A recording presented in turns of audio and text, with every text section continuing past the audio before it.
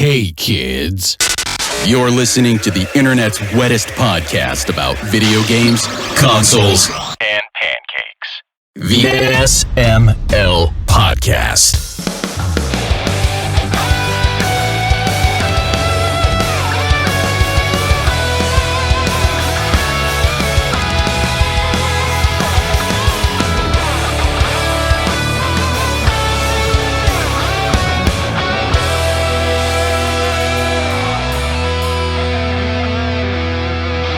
What's up, everybody? This is the SML Podcast, and I am getting kind of used to my dentures a little bit. Jacob and Aki are here. How are you two doing?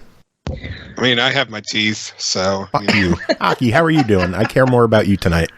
Well, you know, I don't know if I've ever mentioned this before, but Rally's is really good. And they have the best fries in the world. And now I want Rally's fries. Yeah. Yeah, I got a large fry, an extra large fry.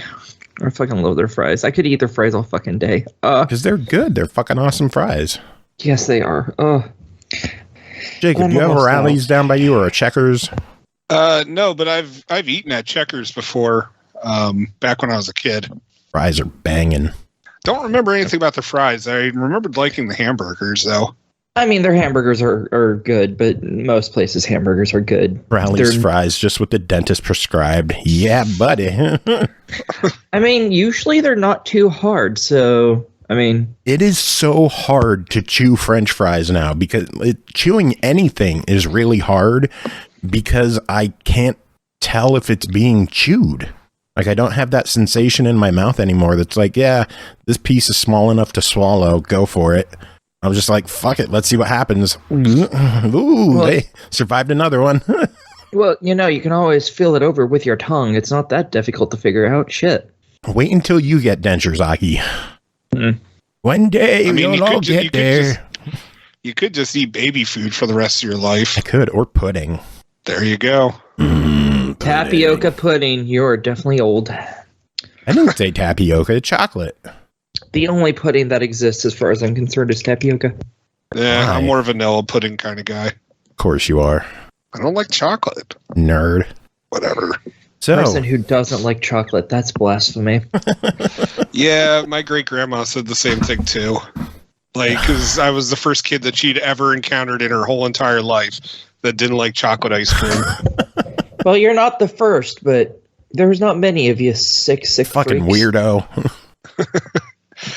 I don't like it. Like, it doesn't taste like chocolate to me. It tastes, yeah. I guess it depends on the brand you get. I've tried multiple brands.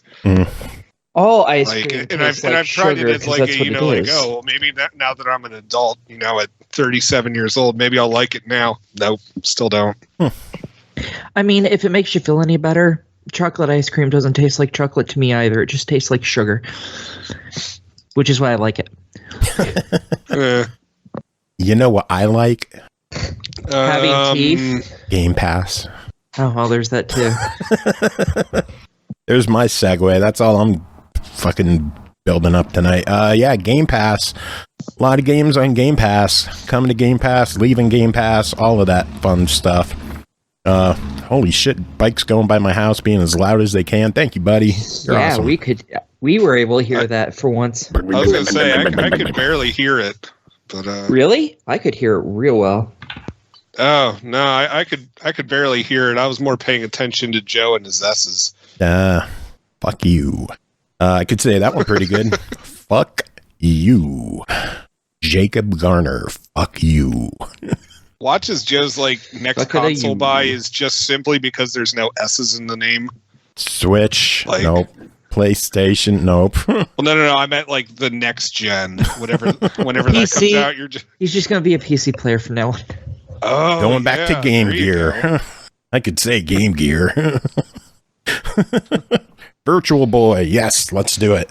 A bunch of games coming to Game Pass this week. We got NBA 2K22, Loot River, Trek to Yomi, and Citizen Sleeper. I saw. I want to talk about Trek to Yomi so bad. Wait, am I allowed to say that? What I saw Pernell playing at your house? Loot River? But okay. It's All right, out. all right. Well, I didn't know. You said it was coming. So I said it's available now.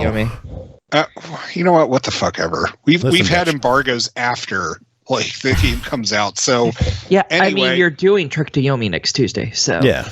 who is me? No, No. her. Oh, okay. I thought you said I was. show in I was general. Like, this is news to me.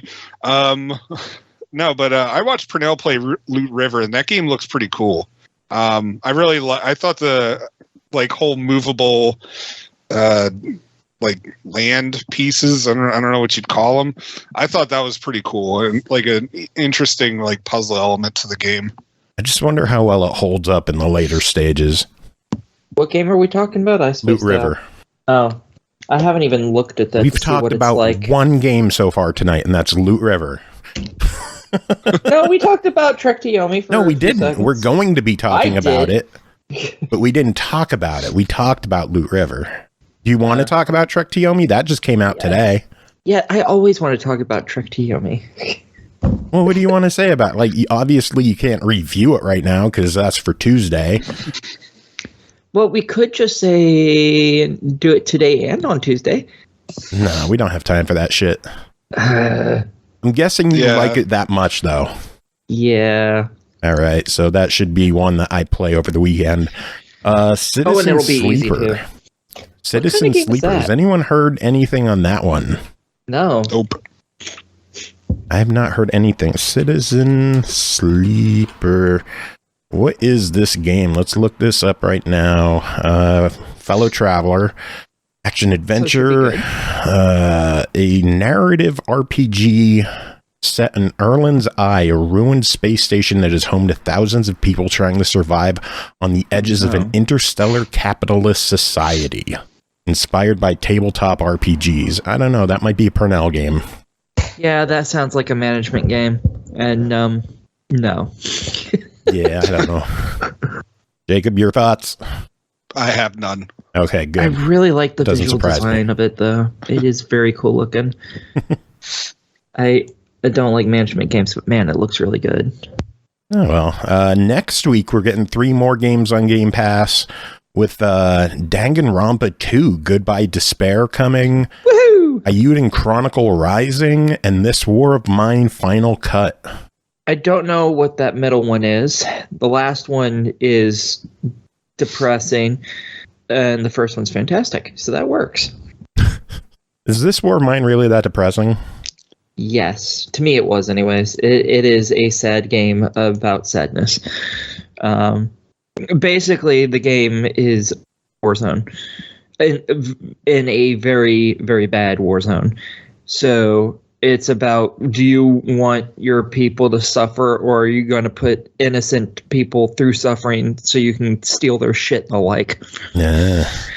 It gets pretty damn depressing because, like, there might be some old folks who have some food, but they're old. They can't do anything. They also can't really fight against you if you decide to go in there and smash their heads in and take all their shit. Oh, geez. And That is a happy it all game. becomes, it all becomes all about doing stuff like that, whether you're like, these are just innocent old folks. Do I really want to do anything to them? But you really need this shit. It's depressing. I don't enjoy that game. It's a little too real for me. Ayuden Chronicle Rising might be more your speed. That's like a JRPG style. Ooh. Yeah, it is pretty too. They've been hyping this one up for a while. I'm excited to see how it goes. And then on May 12th, NHL 22 is joining console Game Pass. Can you write that Ayuden game down in chat for me? No, so I can... never. And then there's going to be games leaving Game Pass, obviously. No. Yeah, unfortunately, and there's some good ones leaving. On May 10th, GTA San Andreas is leaving. We knew that one was only timed, so oh well. And then May 15th, we're losing a bunch. We are losing Final Fantasy X and X-2 HD. That's a shame. Enter the Gungeon, Remnant from the Ashes, Steep. This one's is heartbreaking. The Catch, Carp, and Course Fishing. And then the Wild at Heart. So those are all going away. Really good games going away. Damn. Yeah, but there's some good games coming. So that's what's important. That stuff leaves and new stuff comes in, and I'm looking forward to Ayuden Chronicle, and Loot River is out, and you can't shut up about Trek to Yomi, so. Yeah, and I really want the Seaven game now. You looking it up? Yeah, I just looked up Chronicle Rising on fucking Steam, and this just, yes. Jacob, any highlights for you on that Game Pass lineup? For me, I'm looking forward to Loot River. Well, you could play that one now. Woo! Yay! Everyone needs to go play The Wild at Heart before it goes away. It's super cute. Yeah, Cole was big on that one. I don't think I ever played it though. I don't know if I've played it on Xbox. I think I've played it some on Steam, but it's so pretty. Games with gold were announced for May. Last week we talked about PlayStation Plus. To recap, PlayStation Plus is getting FIFA 22 on PS4 and PS5, Tribes of Midgard on PS4 and PS5, and Curse of the Dead Gods on PS4. On the flip side, Xbox is getting not that much. It's not that good of a month, I don't think. Yoku's Island Express, cute, charming game, but not that big of a headliner. I'm pretty sure that's been on Games with Gold once or twice before. No, not Yoku's. It hasn't? That one. Huh. One of them is a repeat. We'll get to that in a second. The other Xbox One game they're giving away is The Inner World, The Last Wind Monk. Yeah. Which I don't have, so cool. Good there. So you win one. I reviewed that, so I already have that. And then on Xbox 360, this is a repeat, Hydro Thunder Hurricane. Yep. I mean, it's a good game. Vector Unit's great. I liked it. Yeah. But there's how many more games we could get? Come on. We could get all the Splinter Cell games. That'd be pretty fantastic. That'd be nice. And all of them are backwards compatible. All the more reason to fucking bring them into it. Whatever. Oh, maybe when Ubisoft Plus shows up. I don't know. Maybe. And then the other 360 game is Viva Pinata Party Animals.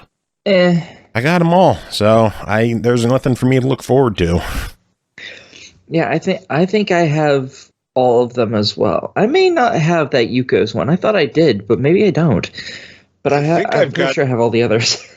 I think I have the Viva Pinata, but I think I have it physically, so works for me on this one. Yeah, Yoku's Island Express is like a pinball Metroidvania RPG. It's cute. I like it. Huh. Our buddy Grant reviewed that one. I miss him. Well, call and see if he can be on the show sometime. We're working on it, trying to get him on hopefully next week if his game code starts working. We got him a pinball game to review on the Switch, and the code's not working, so yay! That's no fun. Yay! PlayStation Now editions for May. They are getting 3 games with Naruto Shippuden, Ultimate Ninja Storm 4, Soul Calibur 6, and Blasphemous added to the lineup. Nice. All right, so they get some decent fighting games, and I forgot what the last one was already, but I know I liked it. Blasphemous. Yeah, there we go. They have some good games. They got in some really good games. And then next month is when it changes over to the new PlayStation Plus, and we'll see how that goes. I'm still tempted if I want to do it or not. It's I don't know, $120 for a year is steep, but you get a lot with it. And I'm curious to see what like PS1 and PS2 games they have. Well, isn't that about the same fucking price as Game Pass for a year? Game Pass is more expensive. Game Pass Ultimate is like $180 for a year. Jesus Christ. Yeah. I need to find more of those codes that change gold into Game Pass. I just need more of those. Yeah. It's 180. That's so much money. $15 a month. Oh, it adds up. Man. Yeah. Yeah. Fuck. But that comes with gold and everything included in it, doesn't it? Okay. Yep. Game Pass PC, cloud gaming, gold. You get it all with Ultimate. Good stuff. Big news. Embracer Group has entered into an agreement to acquire Eidos, Crystal Dynamics, and Square Enix Montreal from Square Enix. The acquisition includes Tomb Raider, Deus Ex, Thief, Legacy of Kain, and more than 50 back catalog games.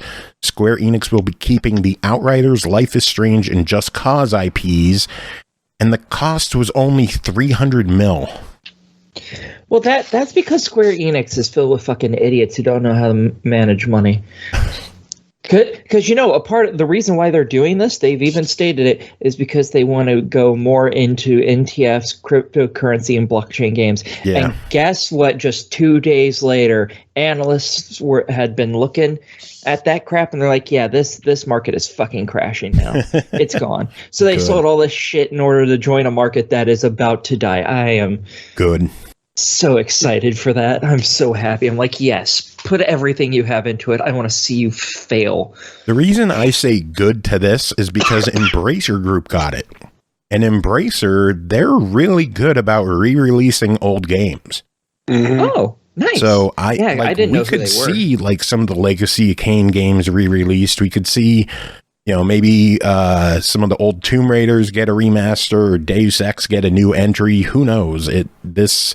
I'm excited to see what happens, and this brings Embracer Group to 119 development studios. What I would like them to do, and it isn't realistic, but what I'd like them to do is to make the other half of the last fucking Deus Ex goddamn game and give it to the players for free, because they already bought half the fucking game. They should get the other half. That game pisses me off. To this day, that game still pisses me off. You're not getting a free game, you know that. I know. Well, But hey, you might see a continuation. I mean, they're bringing back Kingdoms of Amalur. That got new DLC. This is true. This is true. I'm looking forward to this now, because now I'm hoping I can actually get the rest of that goddamn game finally and have a fucking...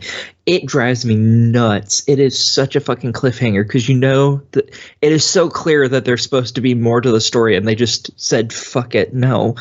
Oh, I hate it. I hate it. Oh, man. In other news, Tomb Raider has hit lifetime sales of 88 million units.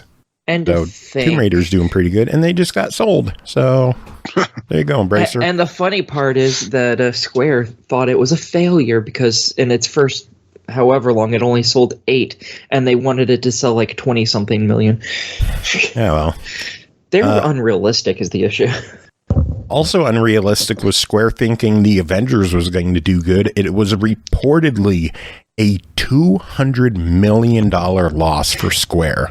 Well, not just that, but also the Guardians of the Galaxy. It was both of them, though I don't see how Guardians of the Galaxy lost them any money, but it was both of them.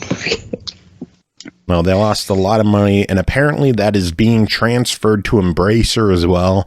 So I guess the cost is like $500 million after they're taking on that debt. Yeah.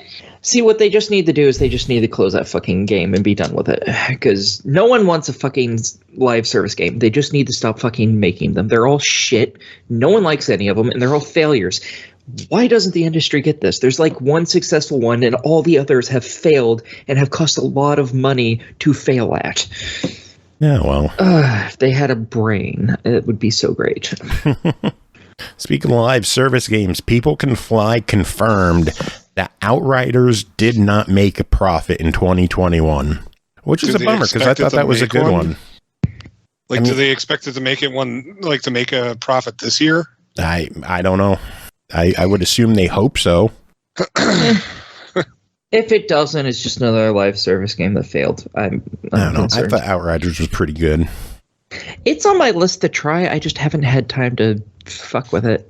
Because visually it looks really cool at the very least. Yeah, but that is the news I have. Jacob, what news do you have? Go ahead. What no Sonic bullshit this time? I mean, I could whip some up for you right this second if you want me to. Only real news, please. Jesus. I mean, it's available for pre-order digitally at this point. It'll run you $20. So what, the Sonic 2 movie?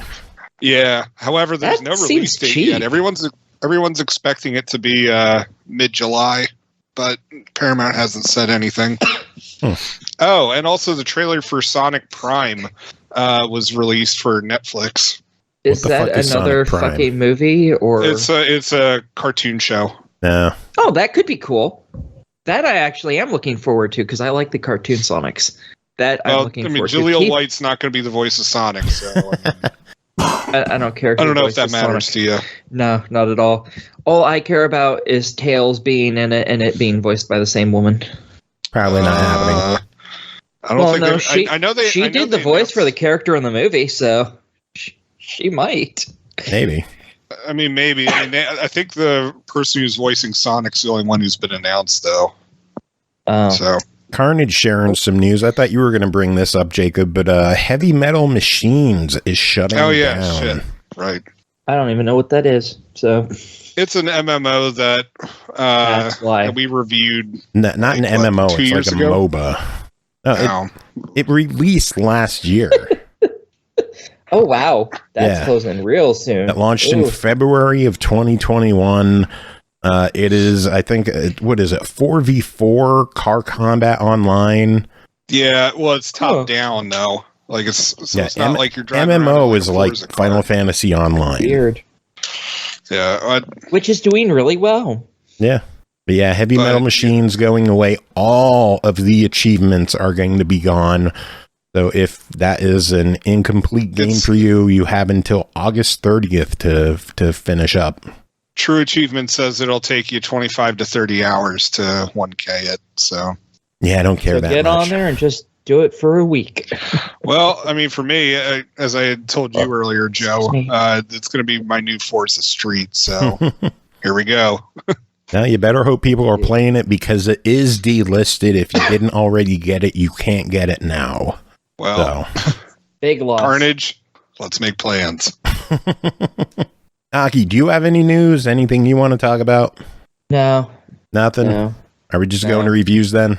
Yep, because I had a piece of news, but I forgot it a couple days ago at this point. So you forgot the news a couple days ago? Yeah. So you had no news? I had a piece, and I forgot what it was. So proud of you. I only had one, but still. So proud of you. First game to talk about tonight is Hot Wheels Monster Truck Expansion, developed and published by Milestone, released April 21st on all platforms for Hot Wheels Unleashed for $14.99. Also part of the Hot Wheels Pass Volume 2 for $29.99. Take racing to a new dimension, extra large. Everything is oversized in this expansion. Wheels, vehicles, jumps, and even the fun. Experience the thrills of driving these epic monsters and unleash a fury that knows no obstacles. Jacob, what's going on in the Hot Wheels Monster Truck Expansion? And Aki, what is your question? How many pieces of DLC does this have? And if you buy them individually, how much does it cost? Because a lot. Feels like we've gone through a ton of these DLCs. Well, they've had two expansions. So there's been two expansions. But if you buy like the season pass stuff, like which is $30, you pretty much, you save a lot buying the season pass. But it depends if you actually want everything in the season pass. Because the season pass includes the expansion, which is cool, bunch of cars, which is cool, and then like room customization and building items, which I don't give two shits about.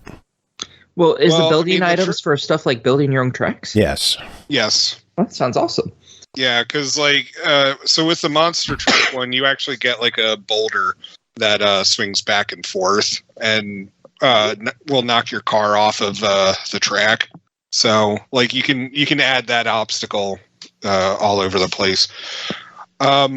Now, Joe, before I start this, did you play it at all, or am I flying solo? You're flying solo. Okay. No, that's I don't care. Anyway.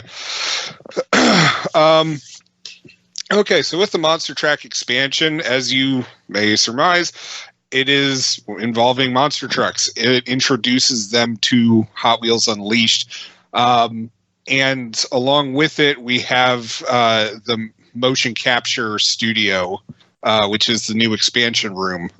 So if you remember the last expansion, which was Batman's Batcave, this is a different one, and obviously, but it's set up with like multiple areas, and I guess it's made to look like a stop motion area. Like I don't know. Like it's kind of confusing as to what exactly they're going for. But there's like an area where it's a jungle, and then there's also another area where it's snow, and you can connect it through multiple areas, which that in itself is kind of cool. But there's also some green screens around you, which can get a little confusing.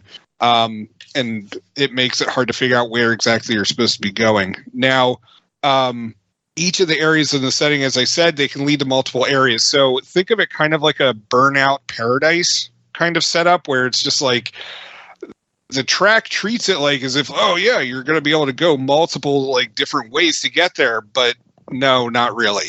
The game is very specific with how it wants you to go, but it doesn't always properly communicate where it wants you to go. And so it's real easy to fly off the table into some green screen area, or just get reset because you didn't see like the tiny little cones that were set up in the far left area that were supposed to be guiding you. To be fair, that's an issue I had with Hot Wheels Unleashed in general, is there were a lot of tracks where it just felt really hard to know where you're supposed to be going unless you're paying attention to the mini-map. Yeah, and that continues here. Like the thing is, though, is that with a lot of those Hot Wheels Unleashed tracks from the beginning, they have edited them. Edited. Yeah. They have made changes to them. They've patched them up. And so some of them have been made easier. And I'm not going to lie, like I really wanted to like this whole area on this expansion pass, but it's just, the expansion. But it's just, all the levels felt very cookie cutter, and they felt like it was just like that the tracks being hard was because you couldn't figure out where the heck you were supposed to go. And so it's a lot of, you end up having to do a lot of track memorization. And for me, it just wasn't a lot of fun. And that's playing both with the monster trucks and regular cars on the course. Now, you can do either one, whichever one you want to choose, because this does introduce a bunch of monster trucks for you to go with. Now, I was a little disappointed that they didn't have like the classics like Bigfoot on there. I thought they would have gotten the license for it. So you get a bunch of these monster trucks, and because of their size, the monster trucks, like, they're not stopped by certain track hazards, like the little. I have two questions. Okay, what are your questions? While I'm trying to think of the word.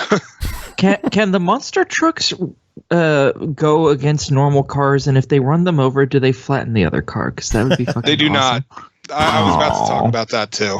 So, and the other one, how does this play? Because like when you're talking about this game, I'm thinking back to my childhood where you just pushed a button and it went around the track on its own. So I don't know, is this kind of like Forza in games like that, except for you're playing it's an arcade racer. Toys? Okay, it's like an arcade racer, but on Hot Wheels tracks. Okay. And it's like Forza Motorsport in that it's track based, not Forza Horizon open world. Yeah. Okay, that makes sense. All right. So, like, there's like little barriers that your monster truck can crash into and it won't slow down. Going back to like how the monster trucks are immune to certain things.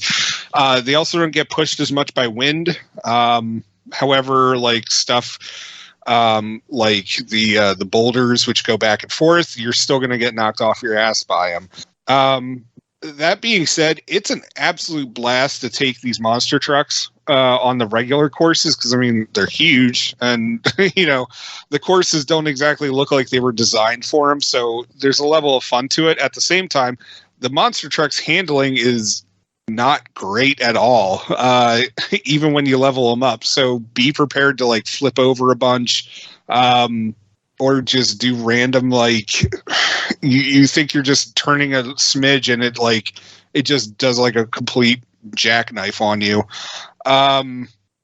So I mean it's frustrating. I think there's a lot of potential with this expansion. I mean, if you've already bought the season, or what is it, Volume 2 expansion pass, I mean, you get it anyway. But as for like whether I buy it or try it, I don't know. I had a lot of fun with the monster trucks themselves, but the new tracks, not so much. Well, let's take it in two steps. First off, by itself, a $15 expansion that comes with the new tracks, 5 new vehicles, and a couple of other things that no one cares about. $15 on that. What do you think? It's not a bad deal. I mean, it breathes more life in, and as I said, the monster trucks, for as crappily as they handle most of the time, they're still a lot of fun. Like I have more fun playing with the monster trucks in this game than the other monster truck games that I've had to review for this podcast. Yeah. And then Hot Wheels Pass Volume 2 is $30. That Absolutely. comes with the monster truck expansion and then a bunch of other cars and goodies. Do you remember what other cars are included in that? Not off the top of my head, but honestly, just about every single car that they've been releasing so far under Volume 2. Sorry, I had to burp. Like pretty much just this half of the year, pretty much all of them have been excellent cars. So, here it is. 9 vehicles included, including Raphael and Michelangelo from Ninja Turtles, Chun-Li, Ryu, and Vega from Street Fighter, and a couple others. I will say this. Hold on. I will say this. Vega is one of my favorites. It's a speedy little shit car. Not like shit as in like it's a piece of shit, but like, you shit. Like, like it is speedy as hell. And because of how Vega's mask is designed on there, you can actually go right behind other cars and lift them up as you blow underneath them. So it's pretty cool. It's the really flip car from Fast and Furious that we wasted $30 on. Fair enough. However, I will say this: Ryu is one of my least favorite cars. Like, its speed is okay, but I swear to God, any corner that is in like a 90-degree angle, or like any setup on a racetrack that has a 90-degree angle, that car will manage to find it. I hate it. Like, I just hate it so much. Like, but I love the Vega car. It's fantastic. Nice. So overall, some good stuff. Hot Wheels is still crushing it with DLC, and hopefully Volume 3 is in the future and has some more cool shit with it. Volume 3 is slated for this summer. Honestly, I've been having a ball with the game. I mean, I've been playing it literally almost every day since it came out. So, yeah. We know you don't shut up about it. Yeah, it's true. Do you let your kids play it? They actually don't play it that much. They're really not a fan of it. The tracks aren't as despite it being an arcade racer, it's really not as kid friendly as other stuff. Yeah, and it's weird because like we also got Blazing the Monster Machines, which is like a Nick Jr. show. We got the racing game for that. And my kids were still kind of like high off of Hot Wheels Unleashed, and like so we got them to play Blazing the Monster Machines. They played like 3 rounds of it, and we're like, "Can we go back to Hot Wheels, please?" This did not get a children's seal of approval on that one. But yeah, neither of the kids really seemed that hot about the Hot Wheels game. Whatever. They're more addicted to the Lego games. So, and when they do play racing games, it's usually like Mario Kart 8.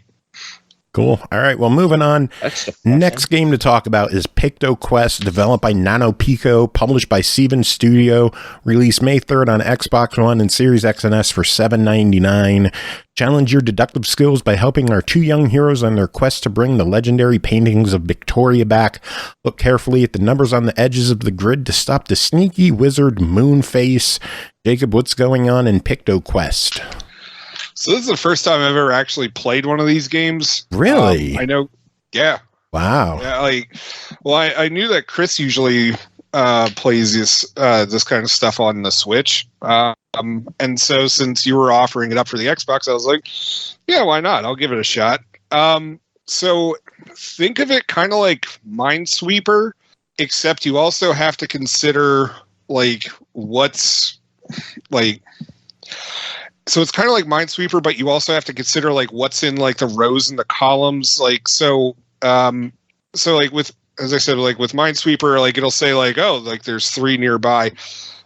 But like the number will be like how many is actually in the row or the column. And then there will sometimes also be like a second number, which designates that there's going to be two groups. Like, so like, let's say it's a 1 and a 2. You'll have a 1, but then there has to be a space between the two groups. And then the other 2 are somewhere else on that line. And then you have to also figure out like how the columns are going to work as well. And hopefully I explained that well enough. If I didn't, that's standard. So, but it's basically Picross. If people know what that game is, there's a bunch of them on the Switch and on the 3DS. It's Picross mixed with RPG elements, and I adore this game. Yeah, like, well, because you're trying to make pictures with them too. Although sometimes the pictures don't really make sense until like you've won the level, and then like it does this like color transformation thing, and then you're like, oh, okay, it was supposed to be a heart, right? Okay, like stuff like that. But yeah, so there, as you were saying, there's RPG elements in them, and the game does take its time to hold your hand, which I really did appreciate, because like the first time I played this, I was like, huh, what did I get myself into this time? And so I'm playing it, and it's like, all right, here's how you do this, and then, all right, we're going to have you fight a monster. Okay, all right, good job, you did it. Congratulations. All right, and now we're also going to put a timer on this thing too, and it's just like, I'm sorry, what? So yeah, so it ramps up the challenging factor, but honestly, like it was a pretty chill challenge, which I was kind of surprised by. I mean, as I said, I've never played anything like this before, so I really wasn't sure what to expect, but I enjoyed it. Like, I mean, I could have done without the timer on stuff. Yeah, I agree. Slightly more chill. I'm not a fan of timers in games like if I fuck up or if I need time, just let me figure it out. Don't immediately like ding, you lose. Because I know like there's some games on the 3DS, I think, where if you would miss, you get like a 2-minute penalty. And then if you miss again, it's a 4-minute penalty. And then an 8-minute penalty. Like, what the fuck? Just let me take this at my own pace. And I don't know. Yeah. Anyway, this game's $8, and I think it's worth every penny. Yeah, I had a lot of fun with it.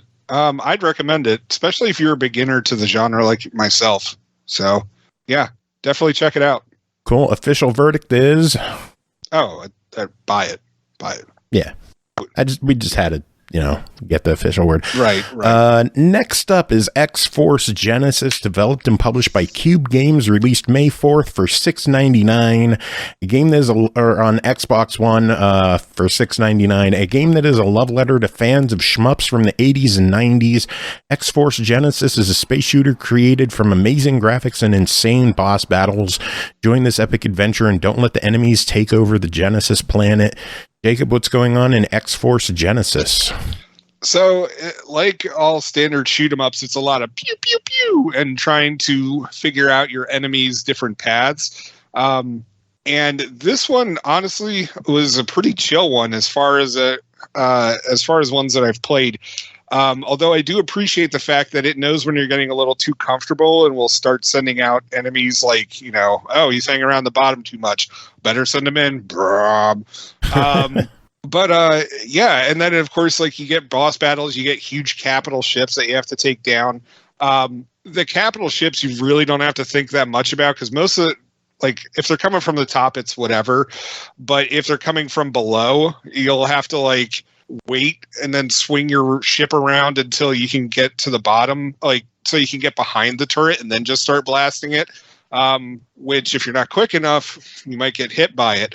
Now, one of the cool things with this game is that you can constantly upgrade your like different abilities of your ship.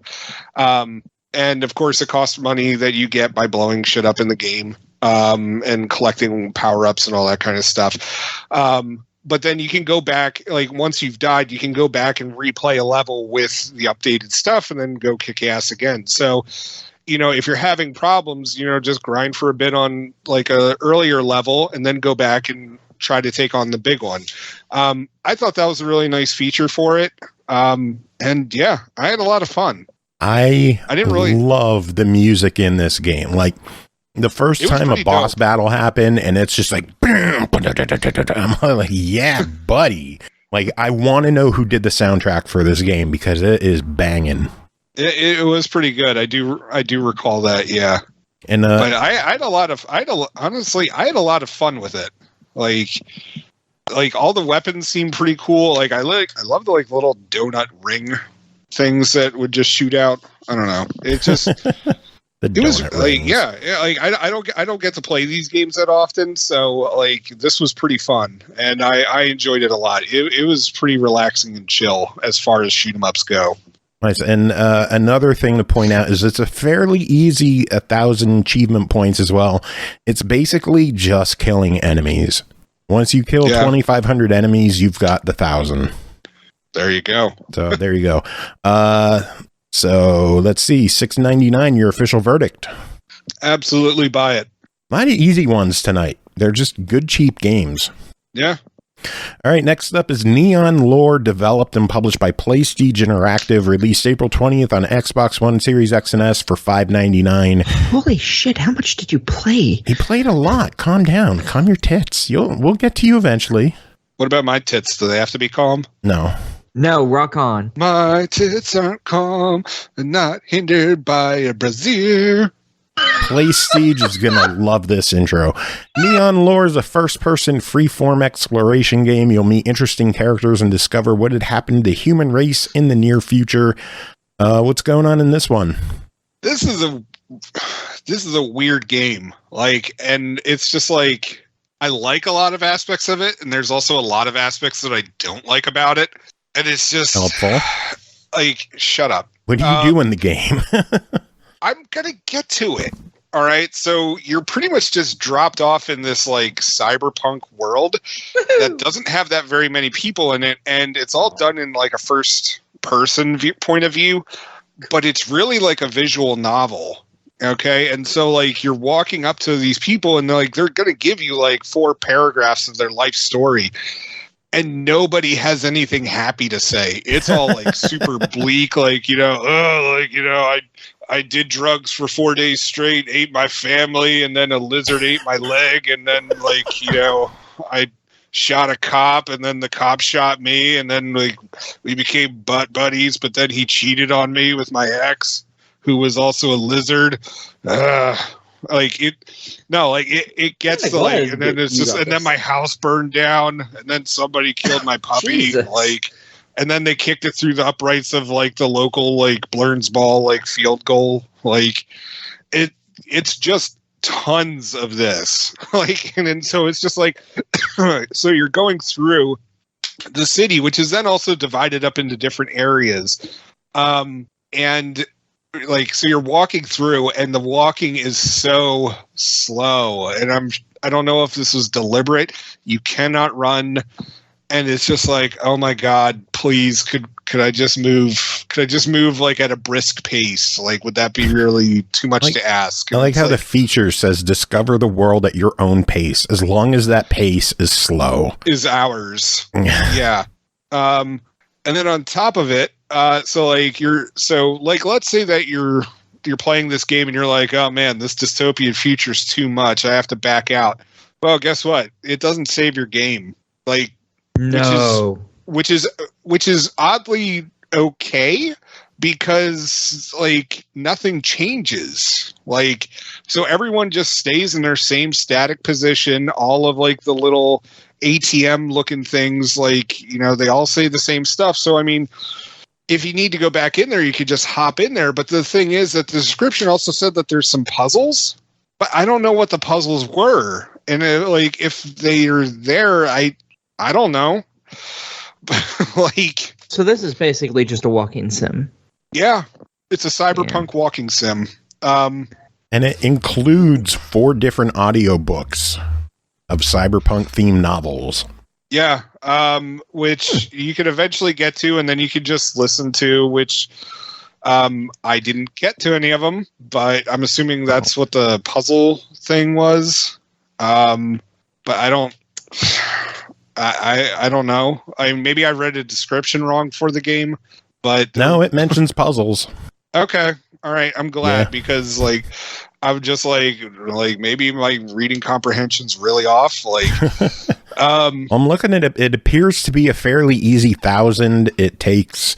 yeah, but you have to walk around. What it is that you have to walk around and find like all these certain people to talk to, and then you have to get like the stuff. But the other problem is that there are some areas where you can clip into, but then you can't get back out of. Which then, of course, you have to restart the game. Which then also it didn't matter because like the game just sets you right back where you were anyway. I think there's a lot of interesting stuff in there, but there's also a lot of stuff that need like for the love of God, just make it so I can walk at my own pace. Like I don't want to have to walk at a snail's pace just to get to like the next area and stuff like that. And also like maybe be like, hey, this is a puzzle. You need to figure this out. Yeah. So as I said, there was a lot I liked about it, but also a lot that I thought really needs improvement. So well, it's $5.99. What are your thoughts? If you like visual novels, definitely give it a shot. If you're expecting like an experience like Cyberpunk 2077, this is not going to be for you. I'd say if you're expecting Cyberpunk for $5.99, you should check your expectations. But I'm pretty sure Cyberpunk has been available for $5.99. Yeah, it has. Harsh. I think the lowest sale on it was probably like $4. So yeah. Hello, Cyberpunk police. I'd like to report a murder. Burn victim. All right, Jacob, you got one last game to talk about. That is called Sumire, released by GameTomo Company. It released April 6th on iOS and Android for $5.99. Sumire is an indie narrative adventure featuring a one-day journey through a picturesque Japanese village. In this enchanted place, a disenchanted girl named Sumire meets a mischievous spirit who makes her a deal to fulfill her most desired wish. But in order to see this wish come true, she must complete a series of tasks in return before night falls and the special day reaches its end. Jacob, it's been a while since we covered something on mobile, so what'd you think of this one? It's been a while since I've had to do an iOS game. So this one, it's I don't know if I'd really call it a visual novel. Like it's because it's not. Like, because your character walks around and like there are like little puzzles and mini games throughout, but it's a lot of you like walking around, fetching items, talking to people, and trying to make them happy. And I know that's not exactly the best description, so let me just at least talk about part of the story. So you play this young teenage girl who, her mom is in bed and she's depressed and like she's been like that for a while. Your grandma passed away not that long ago, and on top of it, your dad has left for the city and he hasn't been back for a while, and like he doesn't call like when he's supposed to. And at first, the game makes it seem like he's away on his job and like a very important job, but you slowly start piecing things together that mom and dad like aren't together anymore. And on top of it, like your grandma was a really special woman and she touched the lives of everyone and everything that she came in contact with. And so your hope is that, you can just spend like one more day with her, kind of like the movie AI, Artificial Intelligence. I haven't seen it. Okay, well, it's a really good film. You should see it. Nah, I'm good. Damn it, Joe. Anyway, so anyways, there's this flower that's in your, or there's a seed that you find, and then you plant it, and then this magic flower sprouts up, and it's like, yo, I want to go outside, but I can only be alive for 24 hours, and I don't want to spend it inside this pot, so take me outside, and I'll help you try to find your grandma. So you go on this mystical journey, and like to meet your grandma again, but you also meet this like huge cast of characters along the way. And a lot of the times you're going to be like trying to make good or bad decisions, or decisions that may help or may not help. Like, like very early in the game, you had to take money out of your mom's purse. But later on, you get to use that money to help you pass the river because there's a goose protecting it. So who's Fucking just like, geese.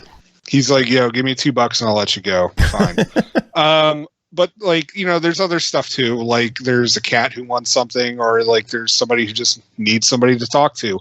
And so you're getting a lot of these stories about these people's lives and how this girl's grandma, helped them out. And it's just, it's kind of like a choose your own adventure, and you can decide how, like, obviously how it's going to turn out. And sometimes when you're helping, where you think you're helping, it turns out that you're not at all. And it gets kind of bleak sometimes. Like the one that stood out to me was that there was this animal that I had to help, and it was like, yo, I need food for my family. And so I was like, all right, here's the food. And it turns out like the food somehow wiped his memory. So he and his family are fed, but now he has no memory of his family. Like, yeah, like there's some bizarre stuff in it. The game is only about it took me about 4.5 hours to play through on my first run through. And there is no skipping, because I did try to play a new game because it does let you branch out and like try other stuff, obviously.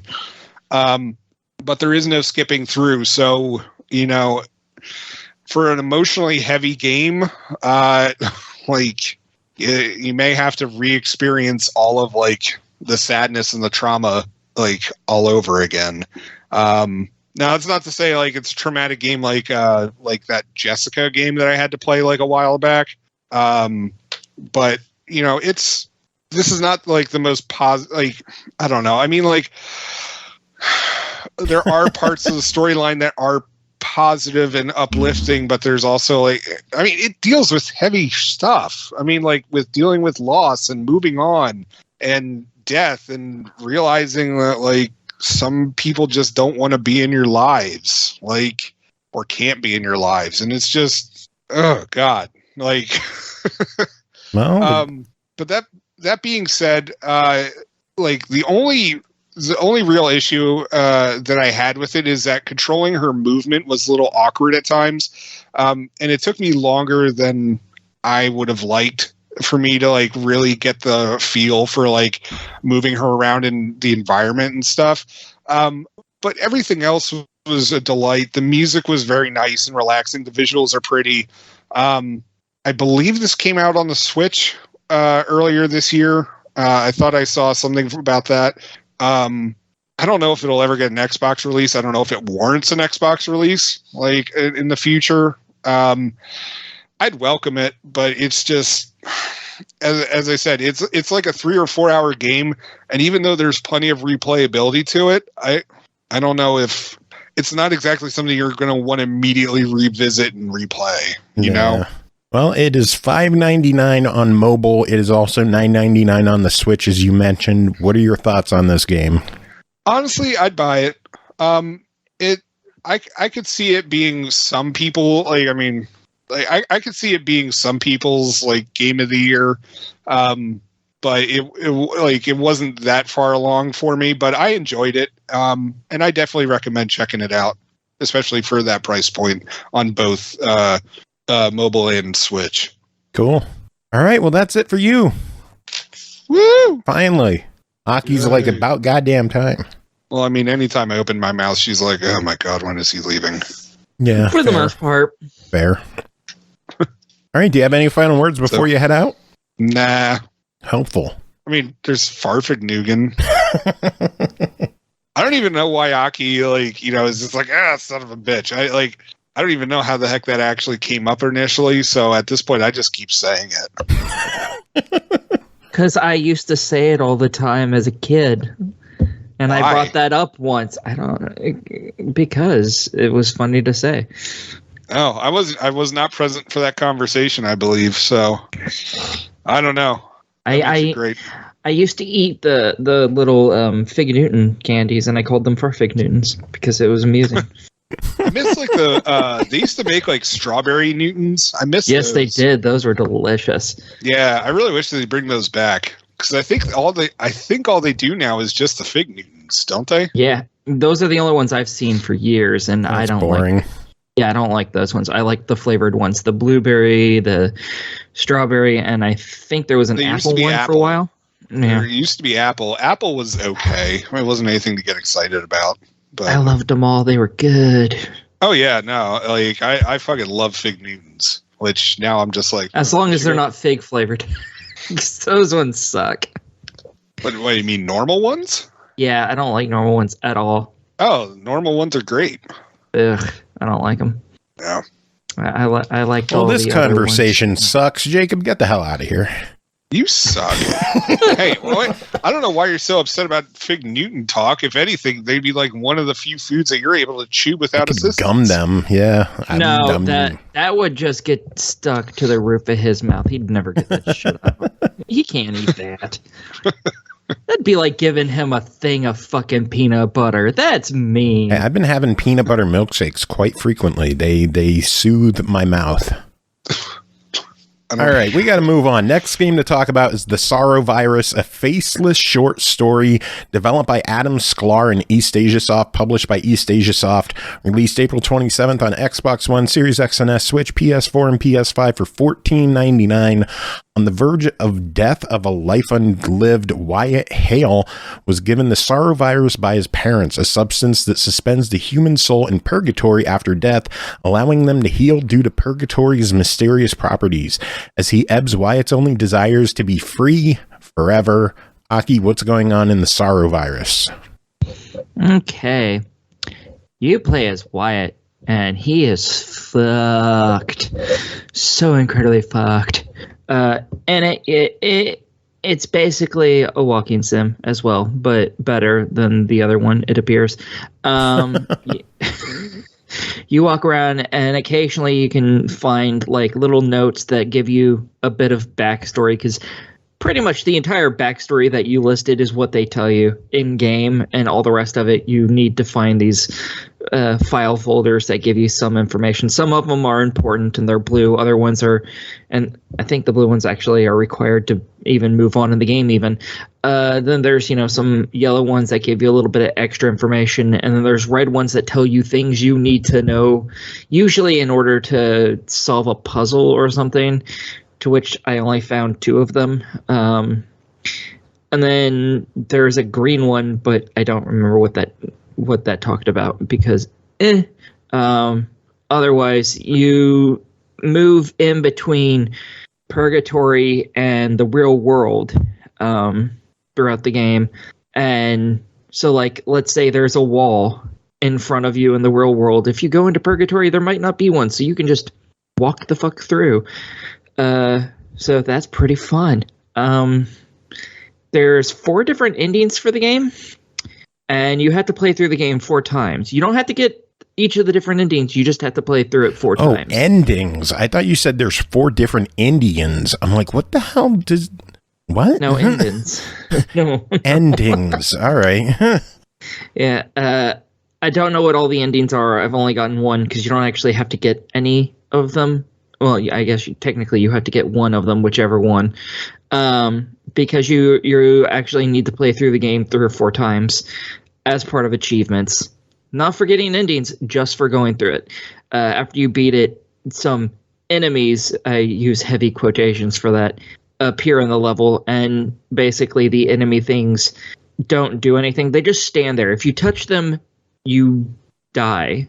But if you don't touch them, they don't move or anything. So, really hard to call them enemies. But basically, each ending is just how Wyatt deals with the situation. Like one of them, he's trying to free the spirits, because he's not the only one who was put through this purgatory place. There were other people, because they experimented with this, with the Sorrowvirus before it got to him, because it's his family that's doing it, because, people have to do illegal human experiments somewhere, and they always do it for something, and a dying son, I guess, is one of those things. So one of them, he's trying to free their souls from purgatory permanently so they can just fuck off and die finally, or I guess, or maybe they come back. I don't know. It doesn't really explain. And then, there's some other ones. I don't know what all they are. But yeah, so it's pretty simple. Lots of the points in it are just walking, finding a walkie-talkie or some other item so you can switch in between purgatory and the real world, so you can move something and then walk further. Occasionally there's little seek and find type things where you have to go find little dolls that exist in the world and stuff like that, and it won't let you move forward until you've collected them all and found like a whole bunch of candles, and now suddenly, since you found them all, poof, here's a door. Now you get the fuck off. Yeah, that's a majority of the game right there. It's just that, just walking and finding items until you found all the items it told you to find, so you can walk some more. Well, it's $15. What do you think?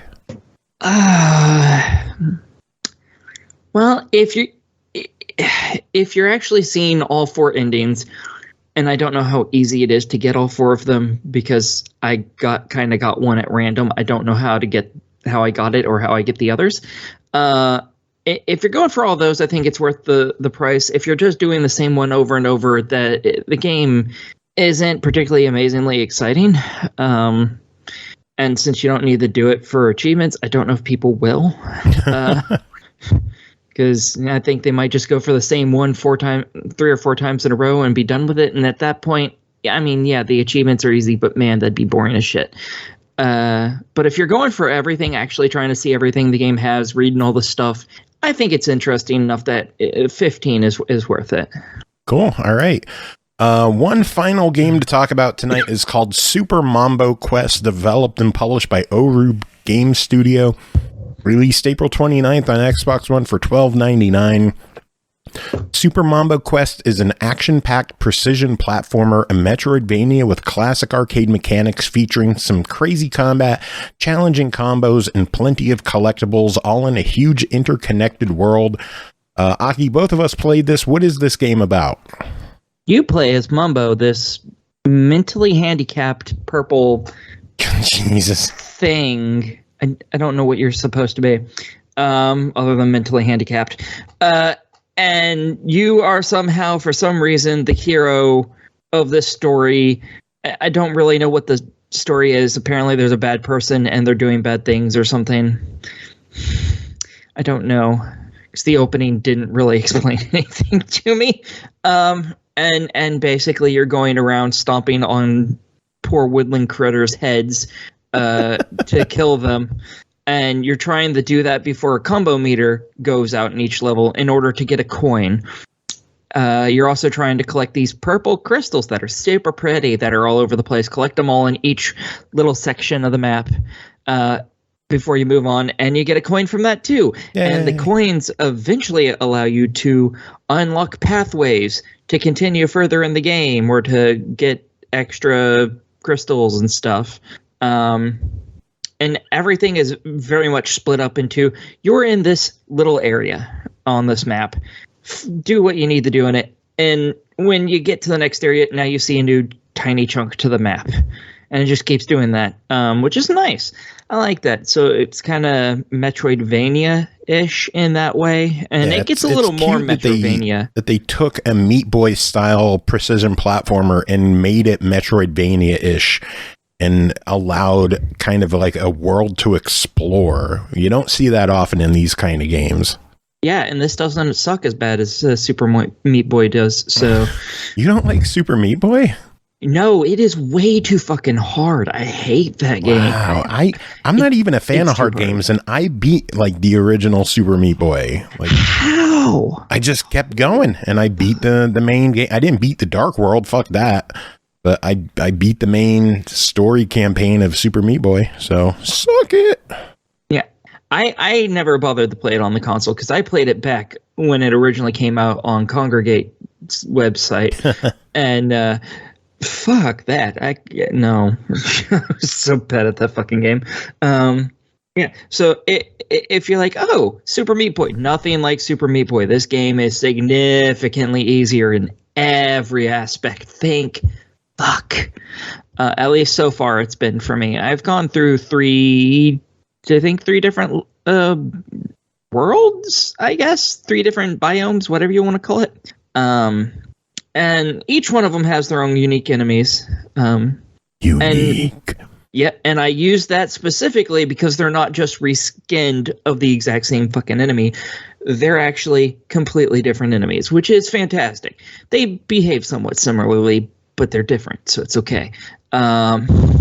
Like, in the first area, you have flies, and they just go back and forth, and eventually you get some birds that have noses that are knives.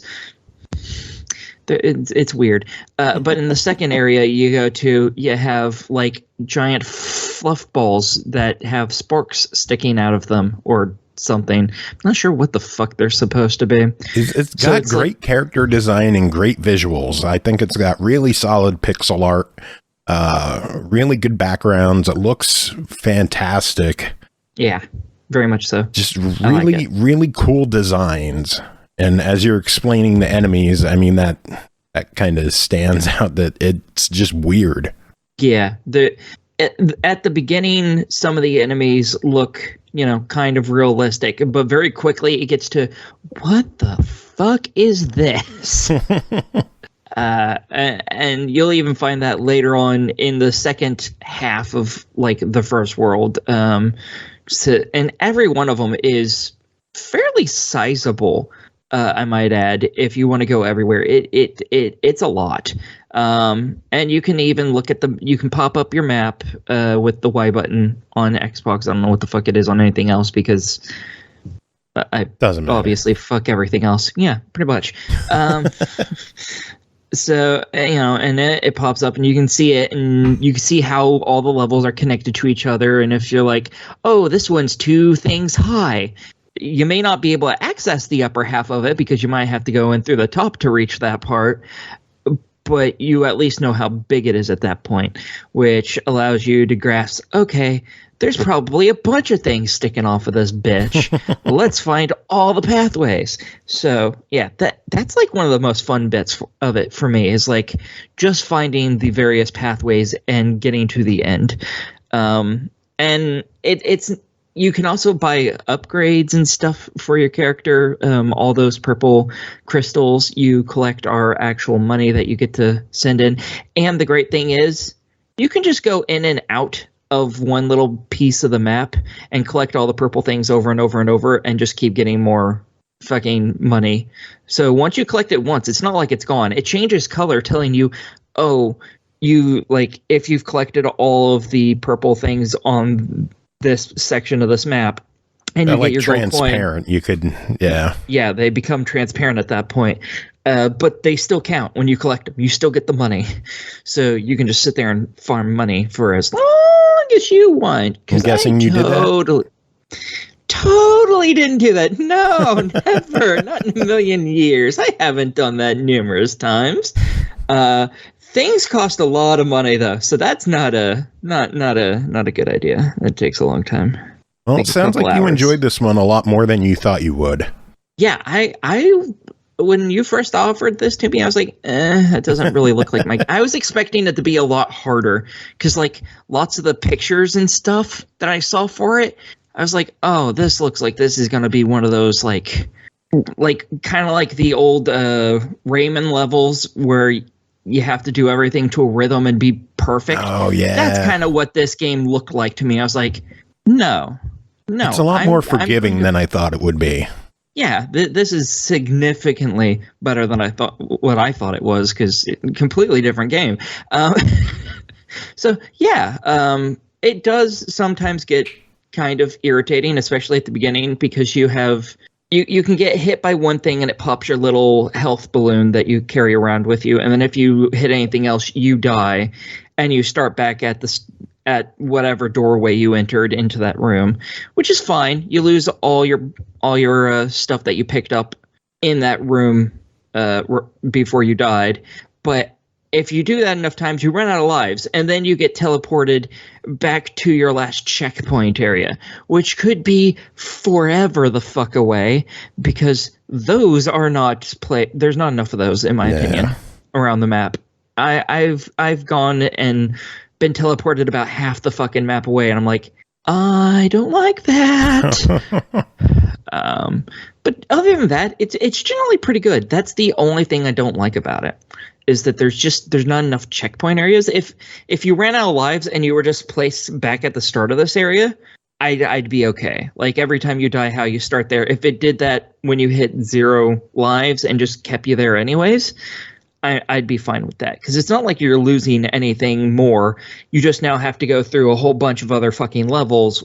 It's just tedium. Yeah. I'd rather just constantly start there over and over and over, just so I'm not wasting as much time. Yeah, the mechanic of lives, I think, has kind of worn out its welcome, and we could do without those. Just let us continue on. Yeah, that was really my only issue with the game so far. Granted, I've only seen like 3 worlds out of like 8 or so, I think. Yeah. Well, it's $12.99. What are your thoughts? I'm all for it. I think most people are going to enjoy this game. Cool. All right, that is it. We're done with this episode. Yay! I can't wait until Tuesday. You're just so excited to talk about Yomi, aren't you? Yes, I want to talk about it so fucking bad. You have no idea.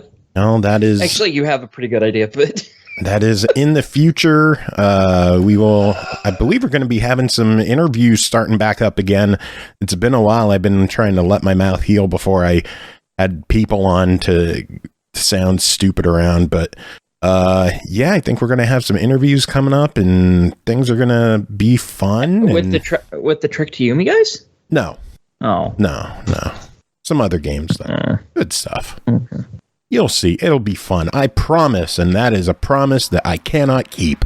Aki, do you have any final words to end the show? Fuck Jacob. He's a fucking douche.